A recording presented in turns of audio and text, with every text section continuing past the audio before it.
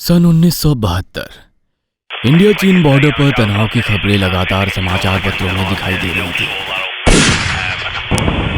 भारतीय सेना को भी अलर्ट जारी कर दिया गया था कि वे सतर्क रहें। इसी गर्मा गर्मी के माहौल में एक दिन भारतीय सेना को चीनी सेना का एक पत्र मिलता है। हम चाहते हैं कि दोनों देशों के बीच शांति और अमन कायम रहे। इसके लिए आप भी बॉर्डर के लिए बनाए गए नियमों का पालन करें, वरना परिणाम भुगतने के लिए तैयार रहे।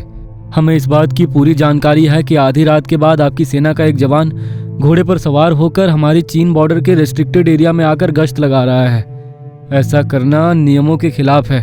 आप अपनी गतिविधियां सीमित रखें। चीनी सेना का धमकी भरा पत्र पढ़कर भारतीय सेना के कमांडर के माथे पर पसीने की बूंदें दिखाई पड़ने लगी थी। चीनी सेना ने शिकायती पत्र भेजा है। उनका कहना है कि हमारी सेना का एक जवान आधी रात के बाद उनके बॉर्डर के पास जाकर गश्त लगा रहा है। पता करो ये कौन सा सिपाही है।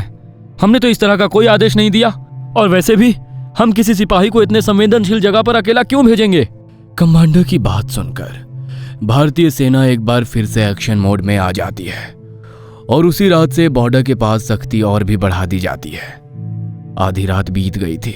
धीरे धीरे घड़ी के कांटे 2 बजने का संकेत दे रहे थे। चारों ओर बर्फ से ढके पहाड़ थे और बर्फीली हवाएं चल रही थी। बॉर्डर के पास तैनात 2 सिपाही मुस्तैदी से चीन बॉर्डर की ओर जाने वाले रास्ते पर नजर बनाए हुए थे। अचानक ही उन्हें घोड़े के पैरों की आवाज सुनाई देती है। तुमने सुना? ऐसा लग रहा है जैसे कोई घोड़े पर सवार होकर इधर ही आ रहा है। इसका मतलब अभी तक जो कुछ भी सुना था वो सच था। वाकई सेना का कोई सिपाही बॉर्डर पर जाकर गश्त करता है। दोनों सिपाही हैरानी से एक दूसरे की ओर देख रहे थे कि तभी सामने से एक सिपाही सफेद घोड़े पर सवार होकर उनकी ही तरफ बढ़ने लगता है। सिर पर पगड़ी पहने उस सिपाही की आंखों में कोई हलचल नहीं थी, ना ही सामने खड़े सिपाहियों को देखकर उनके कदम ठिठके, ना चेहरे पर कोई भाव आए।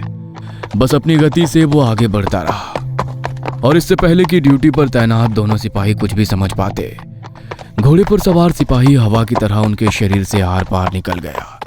दोनों सिपाहियों के चेहरे डर से सफेद पड़ गए थे। उन्हें समझ ही नहीं आ रहा था कि अभी अभी जो उन्होंने देखा वह सच था या उनका वहम। ये क्या था? ये तो संभव ही नहीं है। और ये जो सिपाही अभी अभी घोड़े पर सवार होकर गया, ये तो यहाँ पर पोस्टेड ही नहीं है। आज से पहले तो मैंने इसे कभी देखा ही नहीं। ये सब मैं क्या देख रहा हूँ? अब मुझे अपने दिमाग पर ही शक होने लगा है। तूने भी वही देखा जो मैंने देखा? इसका मतलब वो अभी अभी सचमुच यहाँ से गया है। क्या रिपोर्ट करेंगे कमांडर को कि बॉर्डर पर जो सिपाही ड्यूटी दे रहा है वो सिपाही नहीं बल्कि हवा है? मेरे तो सोचकर भी रोंगटे खड़े हो रहे हैं। आज तक भूत प्रेत की कहानी तो बहुत सुनी थी, लेकिन ये नहीं पता था कि एक रोज अपनी आंखों से भूत देखने को मिलेगा। उस घोड़े पर सवार सैनिक को देखकर दोनों सिपाहियों की डर से घिघी बंध गई थी, लेकिन उस घोड़सवार ने दोनों सिपाहियों को कोई भी नुकसान नहीं पहुंचाया।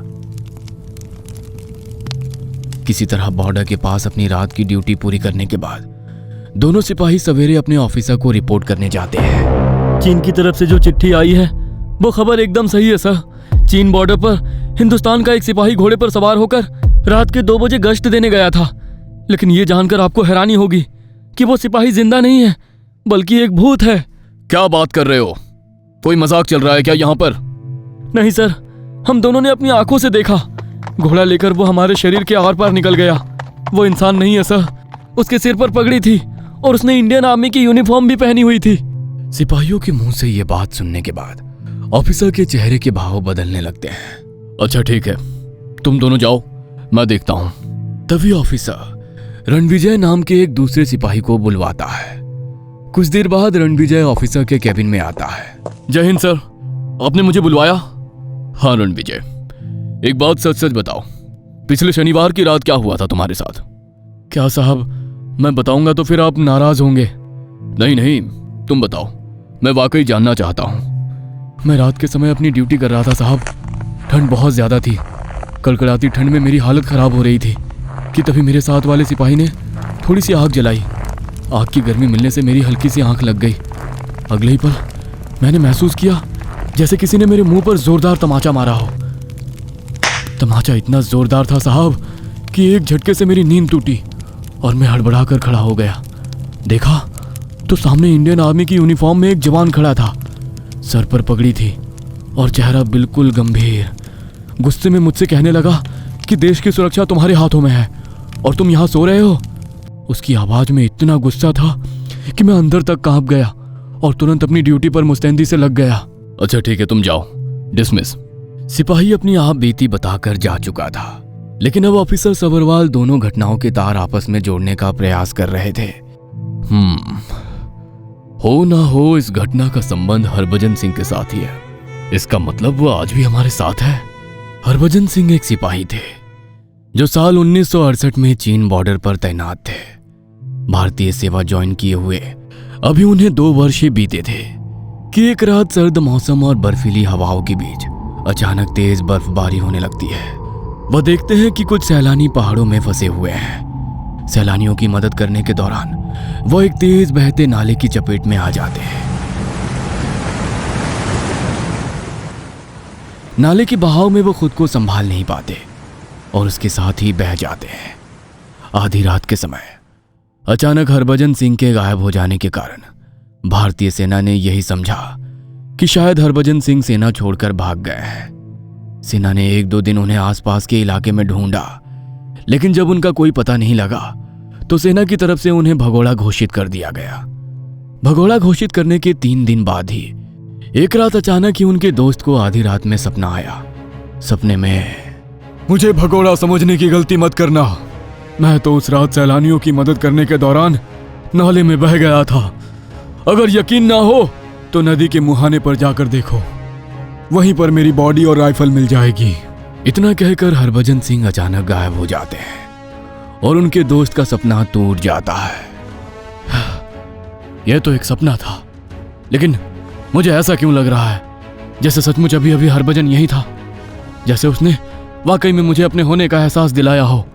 हरभजन सिंह के दोस्त का दिल अभी भी ये मानने को तैयार नहीं था कि वो भगोड़ा है, इसलिए सपने वाली बात वो अपने साथियों और ऑफिसर को बताता है। सपने की सच्चाई को परखने के लिए वो लोग एक सर्च ऑपरेशन चलाते हैं। उन सभी की हैरानी का कोई ठिकाना नहीं रहता जब उन्हें वाकई हरभजन सिंह की लाश और उनकी राइफल ठीक उसी स्थान पर मिलती है जहां पर उन्होंने सपने में आकर अपने दोस्त को बताया था। हरभजन सिंह के ऊपर लगा भगोड़ों का बदनुमा दाग अब धुल चुका था, बल्कि सेना में अब सभी उन्हें सम्मान की दृष्टि से देखने लगे थे। इसका मतलब हरभजन सिंह अभी भी अपनी ड्यूटी पर है और वही रात के समय बॉर्डर पर जाकर अपनी ड्यूटी देता है।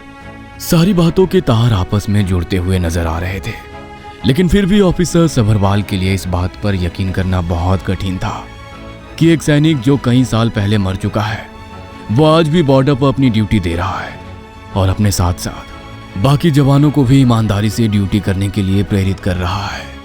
बॉर्डर पर तनाव की खबरों के बीच एक दिन ऑफिसर सभरवाल रात के करीब 11 बजे अपने कमरे में सो रहे थे। अपने सैनिक बॉर्डर के उत्तर की ओर चेक पोस्ट पर बढ़ा दो। चीनी सेना 1-2 दिन में उस चेक पोस्ट को कंट्रोल करने के लिए हमला करेगी। उनके साथ 30 सिपाही होंगे। हमारी सेना के अभी वहां पर 5 जवान हैं। चीनी सेना भारी पड़ सकती है, समय रहते जवान भेज देना। इतना कहकर हरभजन सिंह अचानक से गायब हो जाते हैं और ऑफिसर सभरवाल की नींद भी टूट जाती है। क्या वाकई ये कोई मैसेज था या मैं हरभजन सिंह के बारे में ज्यादा सोच रहा हूँ इसलिए मुझे ये सपना आया? पूरा दिन ऑफिसर सभरवाल अपने सपने को लेकर बेचैन रहे। आज तक हरभजन सिंह के बारे में जितनी भी बातें सुनी हैं वो सब सच ही साबित हुई है। हो सकता है ये भी हरभजन सिंह की कोई मैसेज ही हो।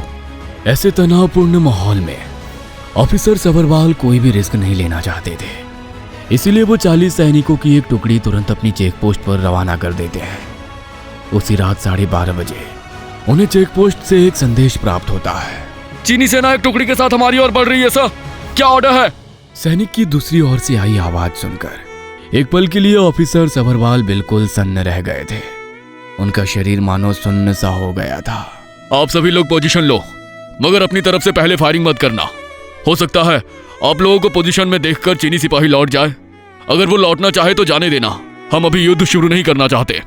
चीनी सेना ने जब पहले से भारतीय सैनिकों को चेक पोस्ट पर तैनात देखा तो वो उल्टे पांव वहां से वापस लौट गए।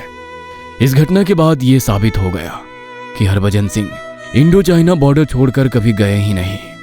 उनका शरीर चाहे खत्म हो गया हो, लेकिन आत्मा आज भी वही है।